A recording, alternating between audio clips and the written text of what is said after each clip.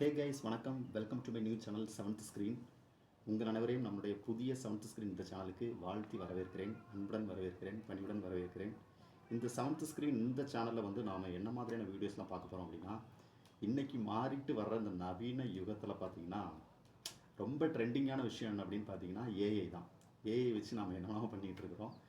So எனக்கு ஒரு யோசனை என்ன தோணுச்சு அப்படின்னா, அந்த ஏஐ வச்சு சமூகத்துக்கு தேவையான நல்ல நல்ல கருத்துக்களை வந்து ஒரு சின்ன ஒரு மினி மூவி மூலமாக, ஒரு மினி ஃபிலிம் மூலமாக, ஒரு குறும்படம்னு கூட சொல்ல முடியாது, அதை விட கொஞ்சம் சின்ன ஒரு படம் மாதிரி உங்களுக்கு போட்டு காமிச்சு அதன் மூலமாக ஏதாவது ஒரு சமூகத்துக்கு தேவையான நல்ல ஒரு கருத்துக்களை சொல்லலாம் அப்படிங்கிற நோக்கத்தோடு தான் இந்த செவன்த் ஸ்க்ரீன் இந்த சேனலை நம்ம ஆரம்பிச்சிருக்கிறோம்.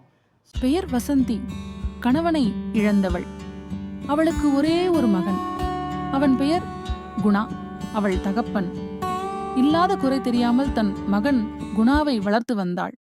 திடீரென ஒரு நாள் குணா தன் தாயிடம் கோபித்துக் கொண்டு வீட்டை விட்டு ஓடிவிட்டான். தாய் வசந்தி எவ்வளவோ அறிவுரை சொல்லி தடுத்தும் அவன் கேட்கவில்லை. காலங்கள் கடந்தன. 10 வருடம் கழித்து ஒரு நாள் குணா தன் தாயை தேடி வீட்டிற்கு வந்தான். கிழிந்த ஆடை, மெலிந்த தேகம் என மிகவும் மோசமான நிலையில் வந்து நின்றான். அவனை தன் மகன் குணாதான் என்பதை அடையாளம் கண்டுகொண்ட தாய் வசந்தி ஓடிப்போய் அவனை கட்டி அணைத்து கதறி அழுதாள். மகனே குணா, நான் பலமுறை சொல்லியும் அம்மா வார்த்தையை கேட்காமல் ஓடினாயே, இப்போதும் ஒன்றும் கெட்டுப்போகவில்லை. வா, அம்மா உனக்கு நல்ல வாழ்க்கையை அமைத்து தருகிறேன் என மகனை தேற்றினாள். குணாவும் தன் தவறை உணர்ந்து தாயிடம் மன்னிப்பு கேட்டான். அம்மாவின் அறிவுரை கேளாமல் வீட்டை விட்டு ஓடிப்போன மகன் குணாவை அவன் தாய் வசந்தி புதிய மனிதனாக்கினாள். தாயைப் போல் ஒரு நெருங்கிய சொந்தம் இந்த உலகில் வேறு எதுவுமே யாருக்கும் இல்லை. ஸோ இந்த சேனலில் பார்த்தீங்கன்னா இன்றைக்கி நம்மளுடைய முதல் வீடியோ பதிவு பண்ணுறோம். இந்த வீடியோவில் பார்த்தீங்க அப்படின்னா ஃபஸ்ட்டு நம்ம வந்து என்ன சாப்டரை கொண்டு வரோம் அப்படின்னா, மதர்ஸ் லவ், அதோட ஒரு தாயோட ஒரு அன்பை பற்றி தான் நம்ம ஃபஸ்ட்டு கொண்டு வரோம். அது எந்த அளவுக்கு மேன்மையானது அப்படிங்கிறது வந்து நம்ம எல்லாருக்குமே தெரியும், அது சொல்லித்தான் தெரியணும்னு அவசியம் இல்லை. இருந்தாலும் அதை வந்து ஏஐ மூலமாக ஒரு சின்ன ஒரு வீடியோ மூலமாக உங்களுக்கு நான் வந்து அதை டெலிவர் பண்ணணும் அப்படின்னு சொல்லிட்டு ரொம்ப ஆசைப்பட்றேன். ஸோ இந்த சேனல் முழுக்க பார்த்திங்கன்னா சமூகத்தேவையான நல்ல கருத்துக்களை ஒரு சின்ன ஒரு ஏஐ உருவாக்க ஒரு மீடியா ஒரு வீடியோ மூலமாக உங்களுக்கு நான் எக்ஸ்ப்ரெஸ் பண்ணுறேன்.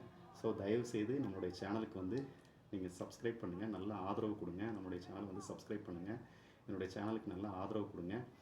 நீங்கள் கொடுக்குற ஒவ்வொரு ஆதரவு மூலமாக தான் வந்து அடுத்தடுத்து என்னால் புது ஸ்கிரிப்டை வந்து ஏஐ வீடியோ மூலமாக உங்கள் கண்களுக்கு வந்து விருந்தளிக்கிறதுக்கு என்னால் முடியும். ஸோ அதுக்கு உங்களுடைய ஆதரவு ரொம்ப எனக்கு தேவை.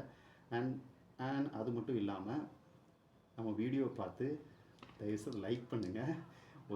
நீங்கள் அந்த வீடியோ பார்க்கும்போது உங்களுடைய மனசில் வந்து என்ன விதமான கருத்துக்கள் ஓடுது அப்படிங்கிறதையும் நீங்கள் கீழே கமெண்ட்டில் உங்களுடைய தாட்ஸை வந்து நீங்கள் வந்து ஷேர் பண்ணுங்கள். அண்ட் தென் அது மட்டும் இல்லாமல் இந்த வீடியோவை நீங்கள் உங்களுடைய ஃப்ரெண்ட்ஸ் அண்ட் உங்களுடைய நண்பர்கள் எல்லாருக்குமே நீங்கள் ஷேர் பண்ணுங்கள். ஓகே கைஸ், வீடியோ பார்த்துருப்பீங்க, உங்களுக்கு பிடிச்சிருக்குன்னு நினைக்கிறேன்.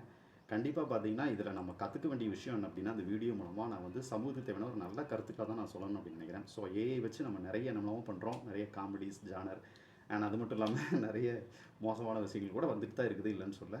ஸோ ஏஐ வந்து நமக்கு ஒரு கிடைச்ச ஒரு பெஸ்ட்டு ஒரு பூன், ஒரு வரம் அப்படின்னு கூட சொல்லலாம். ஸோ அதை வந்து என்னால் முடிஞ்ச அளவுக்கு சின்ன ஒரு இதை இந்த மாதிரி யூஸ் பண்ணலாமா அப்படின்னு யோசிச்சு தான் அதை பண்ணியிருக்கிறேன். ஸோ இந்த வீடியோ நீங்கள் பார்த்துருப்பீங்க, இந்த வீடியோ உங்களுக்கு பிடிச்சிருக்கும்னு நினைக்கிறேன் கண்டிப்பாக.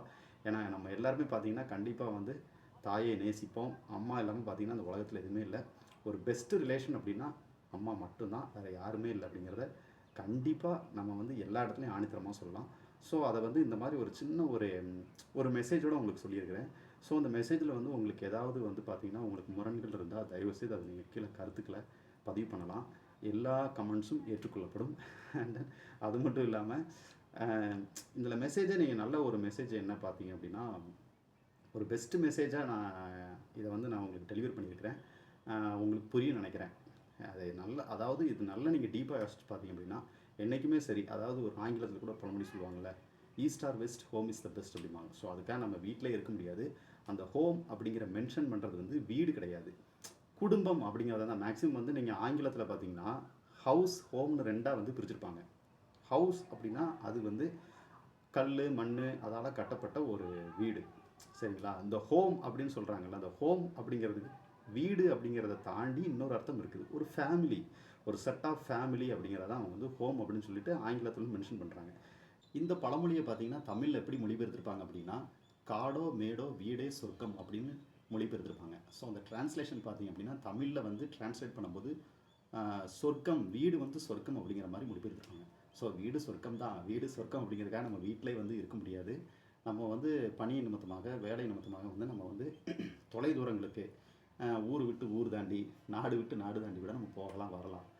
ஆனால் முக்கியமான பாயிண்ட் என்ன அப்படின்னா, நம்ம எங்கே போனாலும் சரி, எங்கே வந்தாலும் சரி, வீட்டோட கட்டுப்பாட்டில், குடும்பத்தோட கட்டுப்பாட்டில் இருக்கணும் அப்படிங்கிறது தான் இதோட மெயினான மாரலே.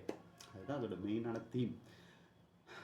குடும்பம் நம்மளை வந்து டைரக்ட் பண்ணணும், ஃபேமிலி நம்மளை வந்து டைரெக்ஷன் பண்ணணும், ஃபேமிலி நம்மளை வந்து இயக்கணும் அப்படிங்கிறதான் இந்த இந்த ஒரு மினி மூவி மூலமாக நான் உங்களுக்கு சொல்லியிருப்பேன். இது மோஸ்ட்லி மேக்ஸிமம் எல்லா ஹாலிவுட் படத்தையும் நீங்கள் பார்த்தீங்க அப்படின்னா, அங்கே இங்கே அந்த சீனெல்லாம் பார்த்தீங்கன்னா அங்கே எங்கே ஓடும் போவாங்க. இந்த ஹீரோ அங்கே போவார், இங்கே போவார், காட்டுக்குள்ளே போவார், மலைக்கு போவார், தண்ணியில் போவார், உளுந்து பிறடுவார்.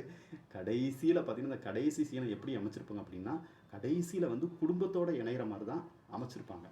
ஸோ அதுதான் ரிட்டர்னிங் ஹோம்ஸ் அப்படின்னா, ரிட்டர்னிங் ஹோம் அப்படிங்கிறது, ஹோம் அப்படிங்கிறதுக்கு ஒரு கரெக்டான மீனிங் என்ன அப்படின்னா, செட் ஆஃப் ஃபேமிலி, அதாவது குடும்பம் அப்படிங்கிறது தான் ஒரு கரெக்டான ஒரு மீனிங்னு சொல்லிட்டு எனக்கு அது வந்து ஒரு தெரியுது. இதில் உங்களுக்கு என்ன மாதிரியான உடன்பாடு இருக்குது அப்படிங்கிறது நீங்கள் தயவுசெய்து சொல்லலாம். நான் ஏன் இதை ஹோம் அப்படிங்கிறத ஏன் இப்படி சொல்கிறேன் அப்படின்னா, அதான் சொல்கிறேன்ல, east or best, home is the best அப்படின்னு சொன்னாங்காட்டி, இப்போ வீடு தான் பெஸ்ட்டு, அதனால் வீட்டிலே இருக்கலாம் அப்படிங்கிறது மேட்ரு கிடையாது. குடும்பம் பெஸ்ட்டு. குடும்பத்தில் என்ன சொல்கிறாங்களோ அதையே கேட்கலாம். நம்ம அதாவது நாலா பக்கம் நம்ம போகலாம், வரலாம். ஆனால் குடும்பத்தில் என்ன மாதிரியான அட்வைஸ் நம்ம கொடுக்கப்படுது, அதை வந்து நம்ம கரெக்டாக ஃபாலோ பண்ணி நம்ம போயிட்டோம் அப்படின்னா, அதே மாதிரி அதுபடியே நம்ம வாழ்க்கை நடந்துகிட்டு இருந்தோம் அப்படின்னா அதுவே போதும். அதை தாண்டி மேற்கொண்டு ஒரு சுயமாக ஒரு மனுஷன் யோசிக்கணுங்கிற அவசியமே கிடையாது. சுயமாக ஒரு மனுஷன் யோசிக்க, அதாவது குடும்பத்தை தாண்டி தானாக ஒரு மனுஷன் யோசிக்கணும் அப்படின்னா, அது ஒரு வகையில் நல்ல விஷயமா இருந்தாலும் அதில் ஏகப்பட்ட அனுபவங்கள் கிடைக்கும். ஸோ நிறைய கஷ்டப்படணும். அதில் நிறைய கஷ்டப்பட்டு அடி வாங்கி கடைசியில் குடும்பம் தான் காப்பாற்றும். அது வேற ஒரு சாப்டராக இருந்தாலும், குடும்பத்தை விட்டு டோட்டலாகவே பிரிஞ்சு ஒரு மனுஷன் வந்து தனியாக அந்த உலகத்தில் வந்து வாழ முடியும் அப்படின்னா ரொம்ப ரொம்ப ரொம்ப ரொம்ப ரொம்ப ரொம்ப அரிதிலும் அரிதான ரிஸ்க்கு.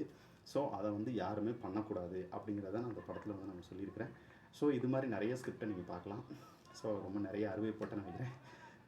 ஸோ கீப் வாட்சிங் my videos, keep supporting my channel and மறக்காமல் உங்களோட சேனலை சப்ஸ்கிரைப் பண்ணுங்கள். இந்த வீடியோவுக்கு ஒரு லைக் பண்ணுங்கள், கமெண்ட் பண்ணுங்கள், ஷேர் பண்ணுங்கள். அடுத்தடுத்து வர வீடியோஸ் எல்லாத்துக்கும் உங்களுடைய சப்போர்ட்ஸை நீங்கள் தொடர்ந்து எனக்கு கொடுங்க. அதிகமான காட்சிகளோடு அந்த படத்தை எடுக்கணும் அப்படின்னு எனக்கு ரொம்ப ஆசை. ஆனால் வந்து நமக்கு அமௌண்ட் இல்லை, பட்ஜெட் இல்லை.